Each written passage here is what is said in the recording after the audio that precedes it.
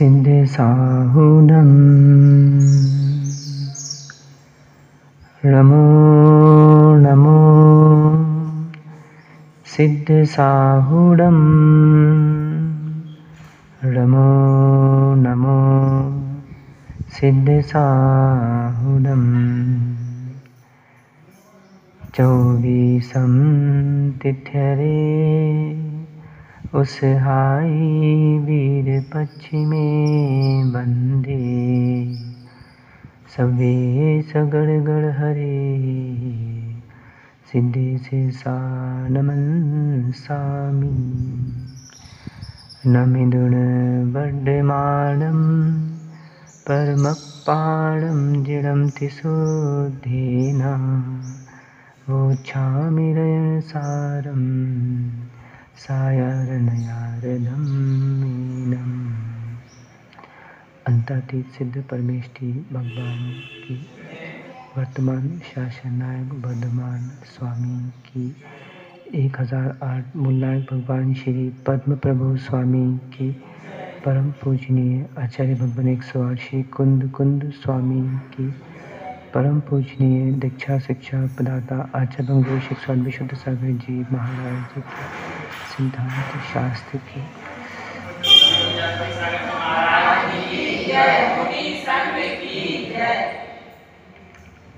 बंधुओं, हम सभी श्री पद्म प्रभु स्वामी के श्री चरणों में शिव श्री की प्राप्ति के लिए श्री जिन देशना का श्रवण कर रहे हैं।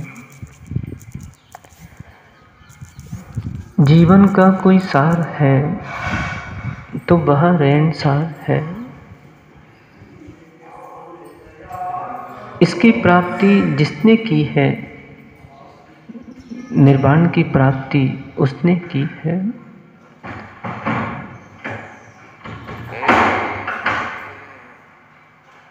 इस धरा पर अनेकानेक जीव हुए जिन्होंने स्वयं अपने आप की श्रद्धा को गिरने नहीं दिया और अनेकों जीवों की श्रद्धाओं को संभाला।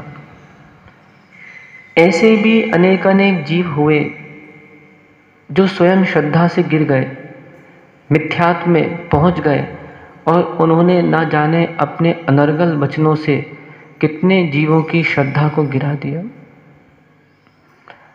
आज यहाँ पे जो कुनकुन स्वामी 44 नंबर गाथा में बहुत गंभीर बात कर रहे हैं, मिथ्यात्व का फल यहाँ पे बता रहे हैं। मेरी मानो बीरचंद जी, किसी को घर में कोढ़ हो जाए, उसे गले लगाओगे? निकेश भाई, किसी को घर में कोढ़ हो जाए, उसे गले लगाओगे? सगे भाई को हो जाए, पत्नी को हो जाए, माँ को हो जाए, कोई नहीं लगाएगा। क्यों नहीं लगाएगा? महाराज, पहले वो स्वस्थ था, अब वह जीव अस्वस्थ हो चुका है।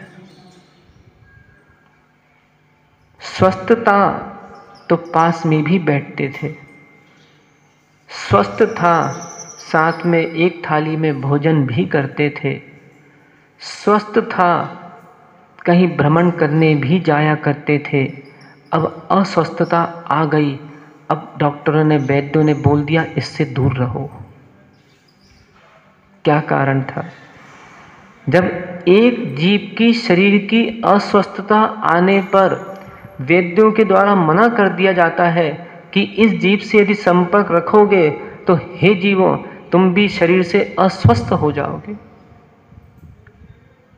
तो जिस जीव को मानसिक रोग हो गया है, जिसकी श्रद्धा विहीन हो गई है, जिसकी आस्था नहीं बची है, उस मानसिक रोगी के साथ कैसे जीव संपर्क कर सकता है? आचार्य महाराज यहाँ पे यही समझा रहे हैं। तनु कुट्ठी, देखें गाथा पढ़े, हाथ जोड़े। तनु कुट्ठी कुल भंगम कुणई जहाँ मिच्छ मपड़ो बीतहा दानाई सुगुण भंगम गई भंगम मिच्छत में हो कट्ठम। इसलिए मैं बहुत प्रयास कर रहा हूँ कि जो बुजुर्ग हैं शरीर के और दिमाग से, जो बोलते हैं वो पैदल, जो दिमाग से पैदल हो गए, भली उम्र 40 साल हो, 50 साल हो, 60 साल हो, 70 साल हो, उससे कोई मतलब नहीं है। ये शरीर बढ़ रहा है, मस्तिष्क में वही बचपना पड़ा हुआ है। लगता है हम आईना देखते हैं तो हमको लगता है हम बहुत बड़े हो गए, हमारे 4 आदमी पैर छू रहे तो हमको लगता है हम बहुत बड़े हो गए। पर देखें, एक मुहावरा ध्यान रखो, पैर की मोच और विकृत सोच कभी आगे बढ़ने नहीं देती। बोलो बोलो, पैर की मोच और उल्टी सोच कभी आगे नहीं बढ़ने देती। यदि पैर में कहीं मोच लग गई, व्यक्ति वहीं बैठ जाता है, और कि सोच इसकी उल्टी हो गई, इसका उत्थान नहीं हो पाएगा, वहीं बैठ जाएगा। आज देखो ना कैसे कैसे जीव हुए। मैं आपको एक दृष्टांत में ले चलता हूं कि ऐसी ऐसी स्त्रियां भी आज हुई हैं जिनके पति खूंखार थे, धर्म के नाम पे जिनालय जाना नहीं, साधुओं के घरों में पता चला 20 साल हो गए, चौके तक घरों में लगे नहीं। अनेकानेक स्त्रियां ब्याह के घरों में आईं, उन्होंने पूरे घर को धर्ममय बना दिया। ऐसी भी स्त्रियां हुई हैं जिन्होंने अपने अपने पतियों को पलटा है। मैं दृष्टांत ले जाना चाह रहा हूं सैनिक चारित्र की ओर। 2 मिनट उस पर विचार करते हैं। राजा चेटक की रानी चेलना बहुत प्रसिद्ध दृष्टांत है, सबने अनेकों बार पढ़ा है, सुना है, पर फिर भी बड़े ध्यान से इसको सुनने की आवश्यकता है और अपने जीवन में उतारने की आवश्यकता है। राजा चेटक की जो रानी थी, बेटी, कौन? चेलना। जब एक चित्रकार ने राजा श्रेणिक को उस चेलना का चित्र दिखाया, राजा श्रेणिक बौद्ध धर्म को माना करते थे, एक चित्र ने राजा श्रेणिक के चित्त को बेवहल कर दिया कि मुझे अब रानी चेलना से ब्याह करना है। चित्रकार ने कहा, राजन, ये कैसे संभव है? आप बौद्ध धर्म को मानने वाले हैं और राजा चेटक की प्रतिज्ञा है कि वह अपनी कन्या को यदि किसी को देगा तो जैन अनुयायी को ही देगा, जैन धर्म का कट्टर है वो। अब बेचारे राजा श्रेणिक उदास होने लगे। सच है, किसी को वस्तु ना मिले उसका चेहरा उतर जाता है, दृष्टिगोचर होता है। आज भाई साहब उदास हैं। उनकी उदासता देखकर वो चित्रकार ने कहा, राजन, अब मैं क्या करूं? कुछ समय में देखा, जब उदासता देखी तो राजा श्रेणिक का पुत्र अभय कुमार आया। उसने कहा कि हे पिताश्री, आज मैं आपके चित्त में कुछ चिंता देख रहा हूं। सच है निक्कू भाई, वास्तविक पुत्र वही है जो अपने पिता के चित्त की चिंता को देख के उसका निवारण कर दे, वो सुपुत्र कहलाता है। और जो अपने पिता के चित्त को चिंता में देखते हुए भी उसका निवारण करना ना जाने, वो जीव कुपुत्र कहलाता है। अभय कुमार को चिंता हुई, बड़े प्रेम से हाथ जोड़ के उनके चरणों में बैठते हैं और कहते हैं, पिताश्री, क्या बात है, आप इतने चिंतित क्यों हैं? पिताश्री ने बताया नहीं पहले। फिर बार बार उसका निवेदन, क्योंकि देखें, कभी भी ध्यान रखो, कभी किसी को दुख हो और अपने आप को प्रसन्न करना है तो उसके दुख को अपना दुख समझना, उसका दुख दूर करने का भाव आ जाएगा। राजा श्रेणिक से जब बार बार अभय कुमार ने प्रश्न किया कि पिताजी बताइए मुझे, मेरे पास जितनी शक्ति होगी मैं यथाशक्ति आपके कष्ट को दूर करूंगा। पिताश्री कहते हैं, कि बेटा, चित्रकार ने मुझे चेन्नई का चित्र दिखाया है और मुझे उसे प्राप्त करना चाहता हूँ। बेटा अपने पिता से कहता है, पिताजी आप बिल्कुल निश्चिंत हो जाइए, मैं रानी चेन्नई को आपके पास लेके आऊँगा। वो राजा चेटक की प्रतिज्ञा से अनभिज्ञ नहीं था। अभय कुमार भी जानता था कि राजा चेटक की प्रतिज्ञा है कि वो रानी को जैन धर्म को ही देगा। उसने एक चाल चली। अभय कुमार ने राज्य के पास जाकर एक जमीन खरीद के जिनालय बना लिया और जिनालय बनाने के बाद वहां पे वो पूजा पाठ करने लगा और उसने राजमहल से एक सुरंग भी अंदर ही अंदर चुपके से बना ली। जो धर्म के शब्द थे वो रानी चेन्नई के कानों में पड़े। उसे पता पड़ा कि यहाँ पे किसी जौहरी पुत्र ने जिनालय बना के रखा है। और एक दिन रानी चेन्नई वहाँ पे उस जिनालय में पहुंची। अभय कुमार ये तो चाह रहे थे कब वो पहुंच जाए, और जैसी वो पहुंची, अभय कुमार ने रानी चेन्नई का अपहरण करके और राजा श्रेणिक के पास प्रस्तुत कर दिया।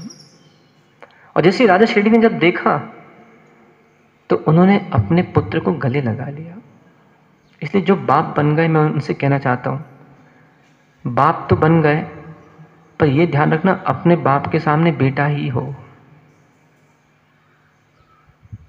ये विचार मत करना, ऐसी चेष्टाएं करना कि जैसे पिता 15 साल में गले लगाया था वैसी 50 साल में भी मेरा पिता मुझे गले लगा ले तो समझना मैं अभी वैसा ही हूं, बदला नहीं हूं। और कहीं यदि पिता गले ना लगाए तो समझना मेरी चेष्टाएं बदल गई हैं। आज मुझे बड़ा आश्चर्य होता है, एक बच्चे आके कहते हैं कि महाराज जी मम्मियाँ हमें बहुत डांटती हैं, पापा हमें बहुत डांटते हैं। मेरे भाई ये तो बताओ डांटते क्यों हैं? मैं युवा पीढ़ी को समझाना चाह रहा हूँ। आज लड़के लड़कियाँ 9-9 बजे 8-8 बजे सो के उठ रहे हैं। अब माता पिता डांटते हैं तो लड़के लड़कियाँ बोलते हैं कि क्या है ये, हमको दिन भर डांटते हैं। हिंदी में बोलूँ, हरकतें करोगे तो हथकड़ी लगेगी।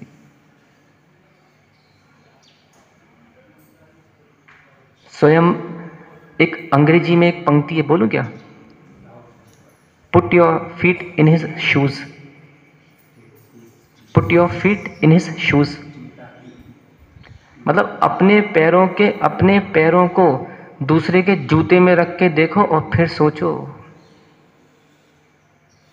आज युवा पीढ़ी अपने रुचियों को पूरा करने के लिए कह देती है, पिताजी हमें 5,000 के जूते लाओ, पिताजी हमें 50,000 के साड़ियाँ लाओ, पिताजी हमें 50,000 के कपड़े लाओ।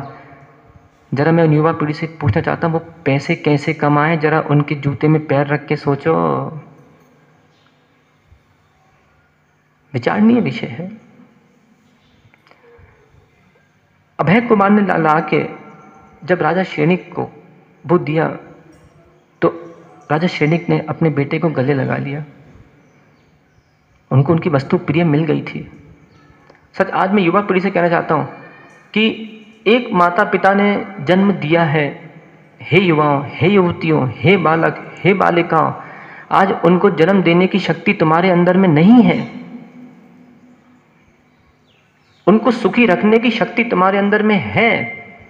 कम से कम अपनी चेष्टाओं को ऐसे रखो वो कम से कम सुखी रहे। एक माँ, एक पिता चाहते क्या है? हमारा बच्चा सुबह समय पे उठ जाए, भगवान का अभिषेक बालक है तो कर आए, बालिका है तो देख आए, समय पे भोजन कर ले, जो मिला वो खा ले, अधिक इतराई नहीं। इतने तो माता पिता बच्चों से चाहते हैं। पर क्या करें, विनाश काले विपरीत बुद्धि। जब विनाश का काल आता है तो बुद्धियां विपरीत हो जाया करती हैं। उन युवा पीढ़ी जो आज 15-15, 20-20 साल की हो रही है, वे विचार करें 15-20 साल का तुम्हें किया किसने है। इसलिए क्या कहना चाह रहा हूं मैं, भूत का भी स्मरण करते चलो। मात वर्तमान भर देखोगे, देखिए अनेकांत देशना है, दोनों तरफ से हमको ग्रहण करना है। मात वर्तमान की पर्याय देखोगे तो माता पिता को सम्मान नहीं दे पाओगे। पता चला पिताजी की कद 5 फीट और बेटा बाप से भी बड़ा हो गया 6 फीट का। अब वो देखता रहे कि मैं पिताजी से बड़ा 6 फीट का हो गया हूं, नहीं। पहले बेटा पिताजी के घुटने के नीचे आया करते थे। क्यों, तुम कितने फीट के जन्मे थे अंश? जब पैदा, अभी कितने फीट के हो? हाइट कितनी है? 3 फीट होगी? कितनी है इस बच्चे की हाइट? 4 फुट का है बच्चा। जब पैदा होते तब इतने ही बड़े थे क्या? विचार करो, 9-10 इंच। सुन लो, जितने बेटा बेटी हैं 9-10 इंच के जन्मे थे, अब 20 इंच के गुप्पा हो गए तो अहम आ गया। ये गुप्पा किया किसने है? विचार करो। अभय कुमार ने जब अपने पिता को चिंतित देखा, अभय कुमार ने उनकी चिंता को दूर करते हुए रानी चेलना उनके पास ला दी। वे प्रसन्न हो गए।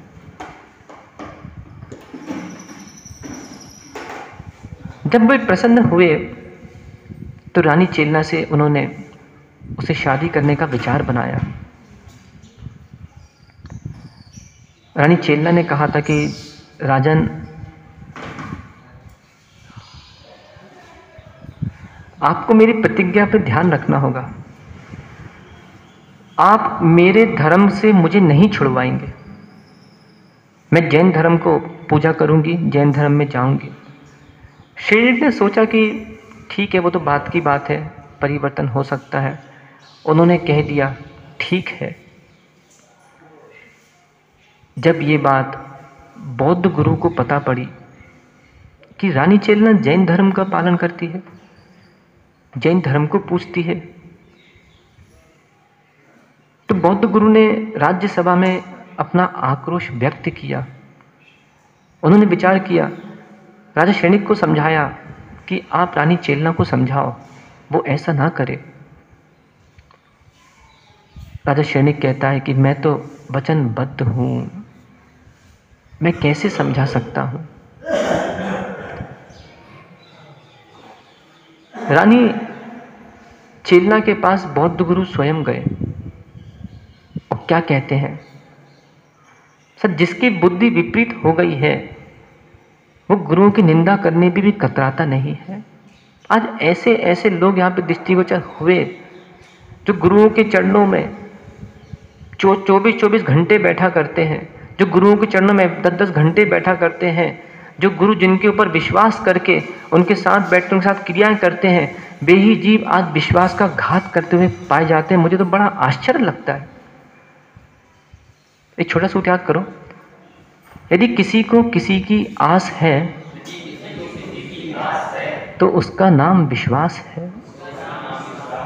और अच्छे से बोलो, यदि किसी को नाम विश्वास है। कोई व्यक्ति पैसा नहीं चाहता, पैसा देने वाले भी दूसरों को दुखी करते देखे गए हैं, रोटी देने वाले भी दूसरों को दुखी देते करते गए हैं,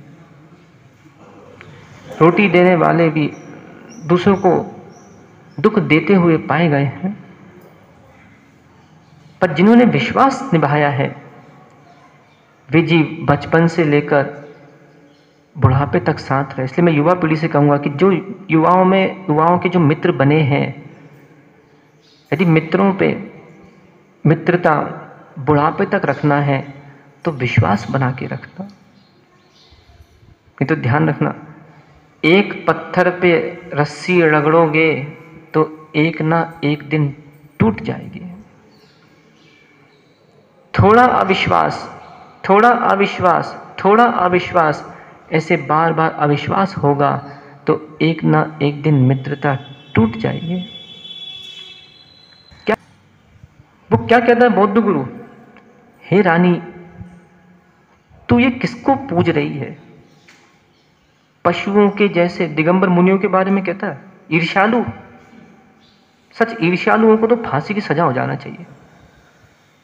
क्या कहता है, हे रानी तू ये क्या कर रही है? जो पशुओं के जैसे भ्रमण करते रहते हैं, यहां से वहां से वहां, तू उनको पूज रही है। भोजन नहीं मिलता तो उपास करके बैठ जाते हैं, तू उनको पूज रही है। ऐसे दरिद्रों को पूजेगी तो भविष्य में दरिद्री बनेगी। रानी चेलना चाहती तो आक्रोश में आके कुछ ना कुछ कर सकती थी। रानी चेलना आक्रोश में नहीं आई। सच, अज्ञानी जीव आक्रोश में आता है। जो अज्ञानी होता है इनको तूफान आता है। समता परिणामी ज्ञानी जीव बात को संभालने का प्रयास करते हैं। रानी चेल्ला ने कहा कि ठीक है, आप एक काम कीजिए, पहले कल मैं आपको आमंत्रित कर रही हूं, आप कल हमारे यहां अवश्य ही भोजन करने के लिए आइए। राजा शेनिक ने कह दिया था पहले कि हमारे गुरु सर्वज्ञ होते हैं, सब कुछ जानते हैं। उनके बौद्ध गुरु ने भी कहा, बौद्ध गुरु ने भी इसी बात को अनुसरण करते हुए कहा कि देखो वो क्या जानेंगे, नंगे घूमते रहते यहाँ से वहाँ, हम सब कुछ जानते हैं। रानी चेल्ला ने कल भोजन के लिए बुलाया, अच्छा पकवान बनाया। इसलिए मैं पत्नियों से कहना चाह रहा हूँ, कभी पति नाराज हो जाए ना, इसको अच्छा बना के खिलाओ, अपने आप ठंडा हो जाएगा। खाने में वो शक्ति है, उसके पसंद कर लो, पर ठंडा भी कब होगा? उस समय टायर में चीथड़े लगे होना चाहिए। फटा टायर होगा तो ठंडा भी नहीं होगा। कुछ तूफानी ऐसे आते हैं, कुछ तूफान अच्छों को ले जाते हैं, और कुछ तूफान ऐसे होते हैं कि जिनको सरकार ठंडा कर भी सकती है। तो जब उसने, रानी चेल्ला ने बुलाया, अच्छे पकवान बनाए, बौद्ध गुरु के सामने रखे, और धीरे से अपनी एक दासी को कह दिया कि इनके बाएं पैर की चप्पलें उठा लाओ जरा बाहर से, चरण पादुकाएं, और उसको अच्छा पीस के रानी चेल्ला में अच्छी खीर बना के दही में मिला के उनको परस दिया। और पूरा भोजन करने के बाद रानी चेल्ला की भूरी भूरी प्रशंसा की, और जैसे ही बाहर निकले जाने को हुए तो कहते हैं, अरे हमारी चरण पादुकाएं कहाँ गई? रानी चेल्ला कहती है, क्यों, आप तो सर्वज्ञ हो ना, पता कर लो कहाँ गई। बहुत डींग मार रहे थे अभी, हम ये हैं, हम वो हैं, तुम्हारी चप्पल तुम्हारे पास ही है। तो आपस में चर्चा करते हैं, हमारे पास से कहाँ है? उल्टी करो, बमन करो, अभी पता पड़ेगा। तुम्हारे पेट में तुम खा गए, और जैसे ही सबने बमन किया छोटे छोटे चमड़े के टुकड़े निकले।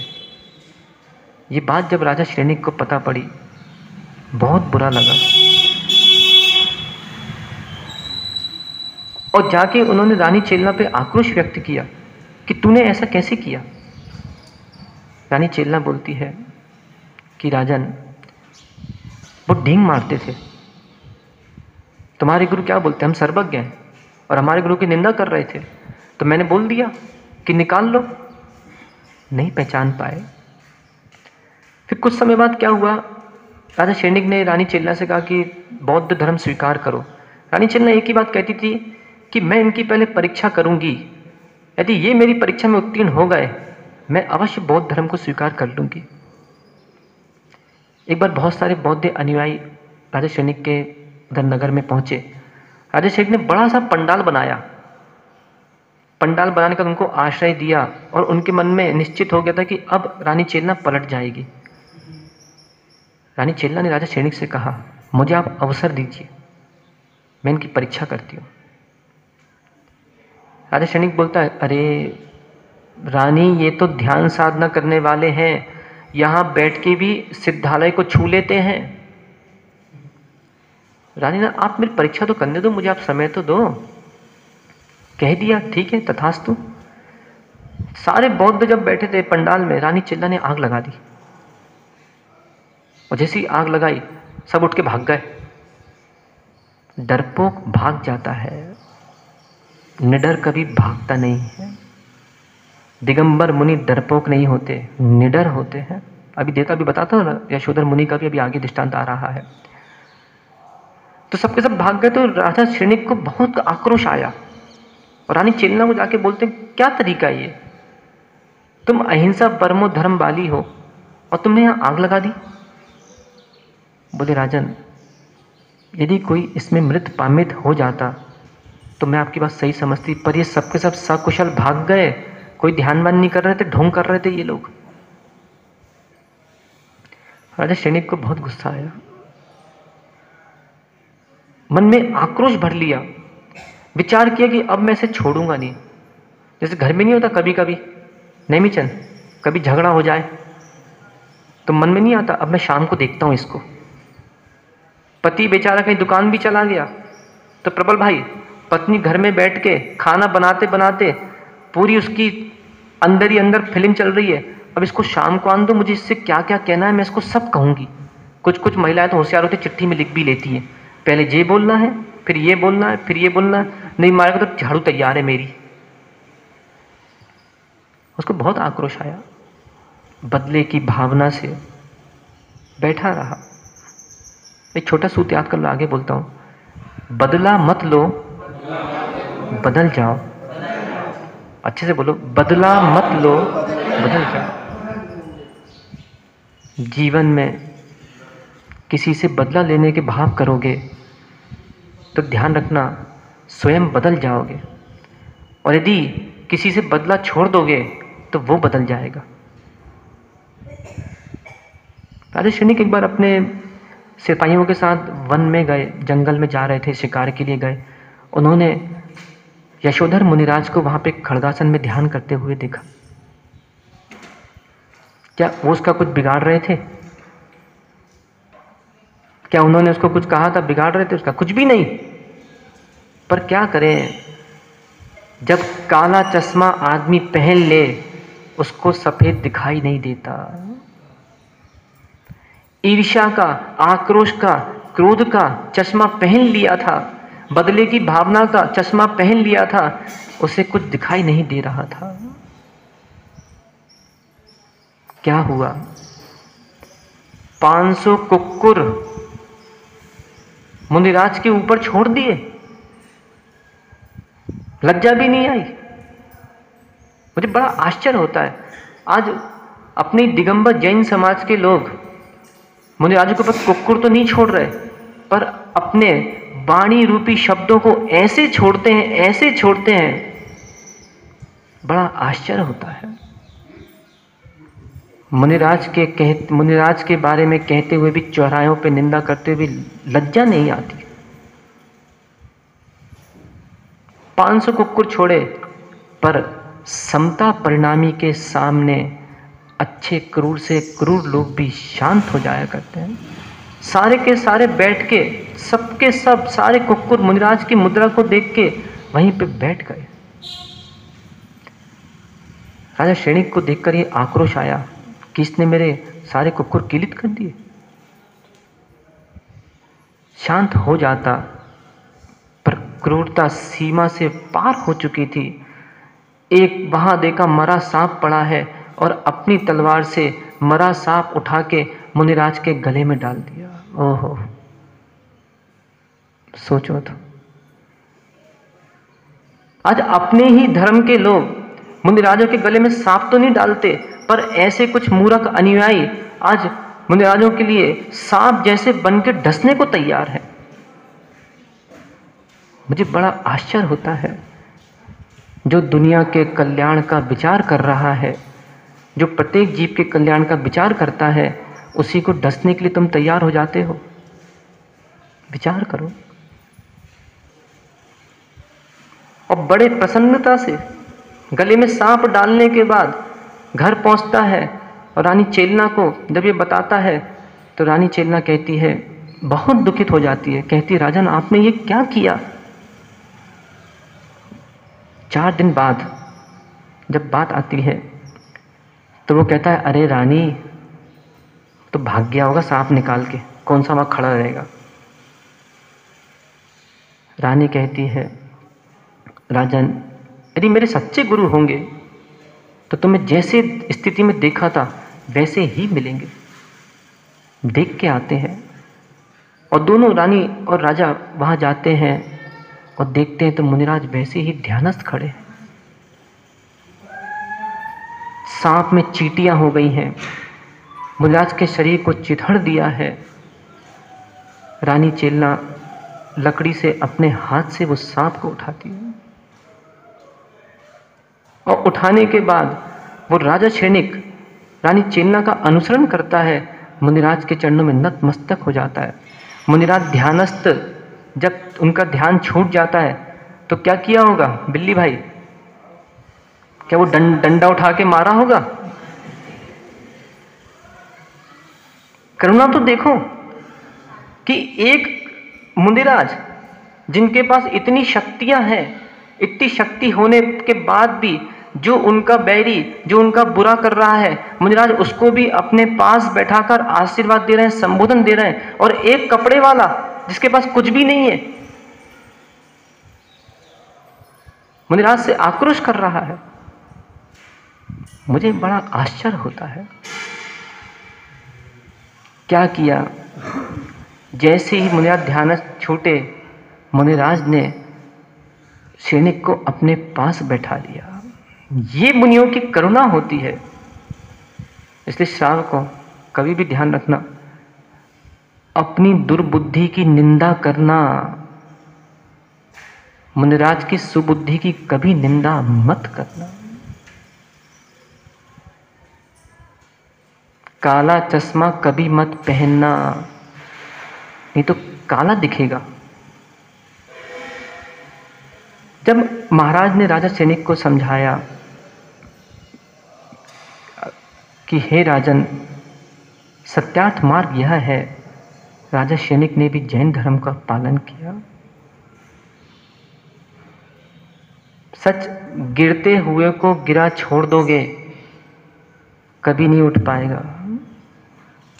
आज हमें क्या, यहाँ पे आके आधी घंटा, हमें तो बहुत काम है, अभी लेखन करना है, सब कुछ करना है, परंतु ये भाव रहता है मन में कि जैसे अपनी सच्ची श्रद्धा, सच्ची सोच हो गई है, ऐसे दूसरे की सोच को भी सरल किया जाए, उसकी सोच को भी सम्यक किया जाए। इस दृष्टांत से हमको अपने जीवन में विचार करना है कि हे भगवान, इतना आशीष देना कि मेरी सोच कभी विकृत ना हो पाए, यदि हो भी जाए तो हे भगवान, मैं किसी की सोच को विकृत ना करूं।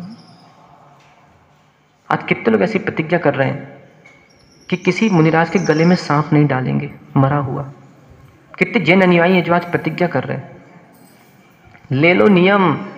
आज देखो, आज तुम सब लोग यहाँ बैठे हो, भाव अच्छे हैं, कल मैंने कुछ बोल दिया ना, तुम मेरे ही दुश्मन बन जाओगे। आज बुद्धियां इतनी नहीं बची। सोचो तो, ये दृष्टांतों को ध्यान रखो कि एक के गले में मारा, कब सर्प डाला तब भी बिल्कुल हिले नहीं, और यहां कोई दो शब्द कह दे तो आदमी तमतमा जाता है। याद करो गज कुमार मुनि की सिगड़ी रख दी, हिले नहीं। याद करो 5 पांडवों की आभूषण पहना दिए, हिले नहीं। याद करो सुकुशल स्वामी की, सुकुमाल स्वामी की स्यालियां खाती रही, बाघ खाते रहे, हिले नहीं। अब बोल दो महाराज, हम ना सुकौशल हैं, ना हम सुकोमल हैं, हम तो क्रूरमल हैं। अपने बेटा होगा निकेश तुम्हारा, उसका नाम है क्रूरचंद, रखोगे नाम क्रूरचंद। आज एक व्यक्ति का नाम कोमलचंद तो हो सकता है, पर क्रूरचंद कोई नाम रखना पसंद नहीं करता। हाँ, वो भली क्रूर बन जाए।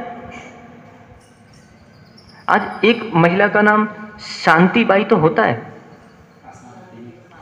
अशांतिबाई किसी का नाम नहीं है। या क्रूरमती, कभी देखा कोई माता जी का नाम हो क्रूरमती माता जी?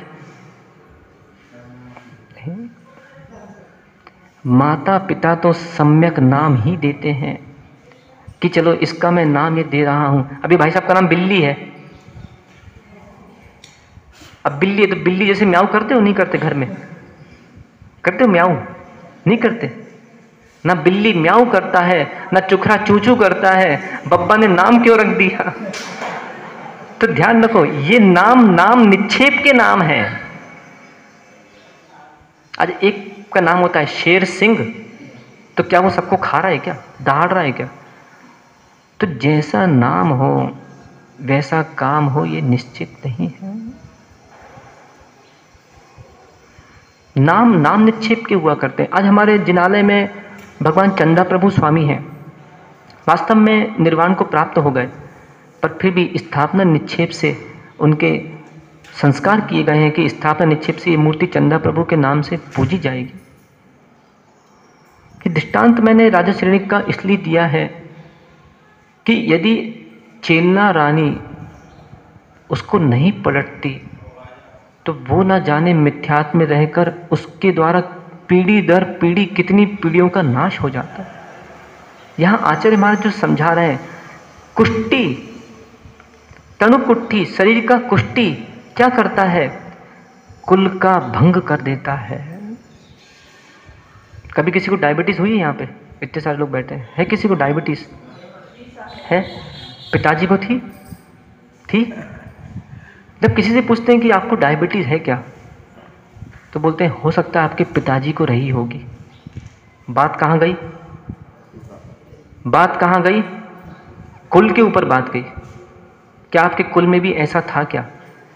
ऐसी यहाँ पे आचार्य महाराज समझा रहे हैं, एक तणुकुट्ठी, तणु यानी शरीर, तणुकुट्ठी कुल भंगम कुड़ई, एक शरीर का कोड़ी अपने जाति कुल को दूषित कर देता है। इसलिए मेरे महवा के जैन अनुयायियों, जहाँ जहाँ के जैन अनुयायी हैं, मैं उनसे कहना चाहता हूँ, अपनी श्रद्धा को दृढ़ रखना, क्योंकि यदि मन का कुष्ठ हो गया तो मैं बता रहा हूं पूरा कुल का नाश हो जाएगा। कुल भंग करोगे, कुल भंगी कहलाओगे। एक 4 पंक्ति मेरे साथ दोहरा लो जरा। ऊपर हम लोग युवाओं के साथ वो एक स्तुति लिखी गई है बहुत अच्छी, कुल भंगी स्तुति है एक बहुत अच्छी, उसकी 4 पंक्ति दोहराना जरा, 4 बार बोलना, ज़्यादा नहीं। कुल भंगी मैं, कुल भंगी मैं, कुल भंगी मैं, कुल भंगी मैं।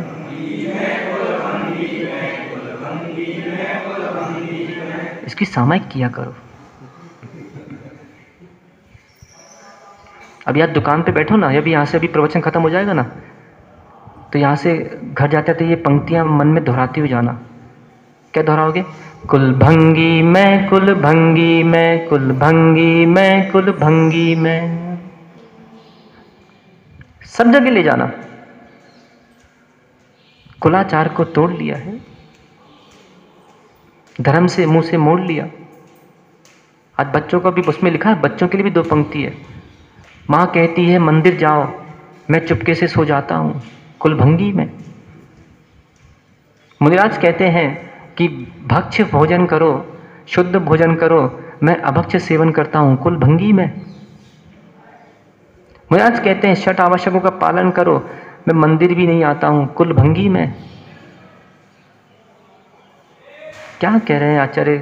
कुंदकुन स्वामी को बहुत अनुकंपा थी, धर्म के प्रति धर्मानुराग था, जीवों को बचाने का संतोष कुमार उन्होंने बहुत प्रयास किया, पर क्या करें, जिसकी जहां होती मति उसको नहीं लगती अति। तणुकुट्ठी कुल भंगम, इन्हें देखो कितना बड़ा उदाहरण है, कुष्ठ का उदाहरण लिया है। जहां मिच्छ मप्पणों भी तहा, मतलब क्या कह रहे हैं, मिथ्यात भी। जैसे एक कुष्ठी अपने कुष्ठ का कुल का नाश कर देता है, एक को कोष्ठ हो गया, उसका वीर संक्रमित हो गया, अब उसी से रजो वीर से जो संतान पैदा होगी, हो सकता है उसे भी वह कुष्ठ की प्राप्ति हो। क्या किया? शरीर का कुट्ठी जब कुल को भंग कर सकता है तो मन का कुष्ठी भव को भंग कर सकता है। इसलिए मैं युवा पीढ़ी से पुनः कह रहा हूं, जब तक जैन धर्म का पूरा ज्ञान ना हो जाए, जब तक जैन धर्म के देशना गुरुओं से ना सुन लो, तब तक अन्य किताबें उठा के पढ़ना नहीं।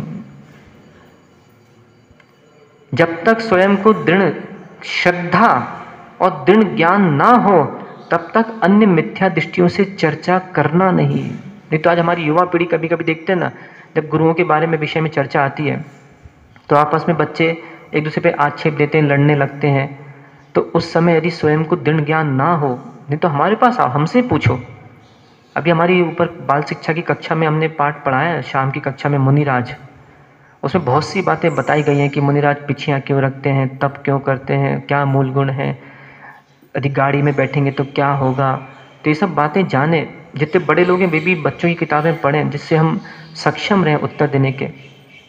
और आचार्य महाराज गाथा में क्या कह रहे हैं इसको अपन कल पुनः समझेंगे, पर आज इतना यहाँ पे इस क्षणिक राजा के दृष्टांत से इतना लेकर उठना है कि कभी कितना भी हिलाने वाला आ जाए अपनी श्रद्धा से हिलना नहीं है, और कभी गुरुओं के प्रति इस प्रकार की चेष्टा बदले के भाव कभी रखना नहीं है। और तीसरी बात कि जैसा रानी चेल्ला ने उस श्रेणिक को स्थितिकरण करके वापस धर्म पे लगा दिया, ऐसे मुझे भी कोई जो विभल हो रहा हो पूरा प्रयास करके उसका स्थितिकरण करके उसको धर्म पे लगाना है। स्वयं भी धर्म में दृढ़ रहो, दूसरों को भी धर्म में दृढ़ करो, यही इस जीवन की सार्थकता होगी। रक्षा करो जीव की रक्षा करो, जीव की रक्षा करो जीव की रक्षा करो। यदि नहीं की रक्षा जीव की, चलती रहेगी दुकान कर्म अजीब की। भगवान आदिनाथ स्वामी की।